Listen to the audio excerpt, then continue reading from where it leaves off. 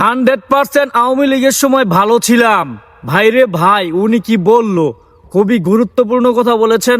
অবশ্যই ওনার কথাগুলো মনোযোগ দিয়ে শুনে যাবেন এবং ভিডিওটা ভালো লাগলে বেশি বেশি করে শেয়ার করবেন। আগে আপুর কথাগুলো শোনেন। 100% আওয়ামী লীগের সময় ভালো ছিলাম। জননেত্রী শেখ হাসিনার সময় আমরা সনাতনী সম্প্রদায় নিজেদের নিরাপত্তা পেয়েছি।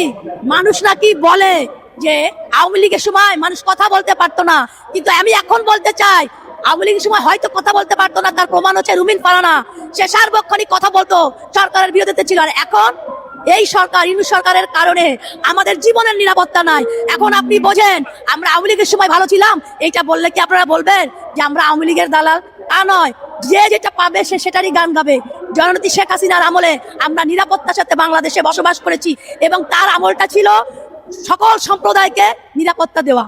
তার আমলে কখনোই ডাকাতি হয় নাই, চুরি হয় নাই, ছিনতাই হয় নাই, ইভেন কোন সনাতনী সম্প্রদায় ধর্ষিত হয় নাই। আর এখন এই যে নিরাপত্তায় বাসায় যেতে পারবো কিনা সন্দেহ আছে।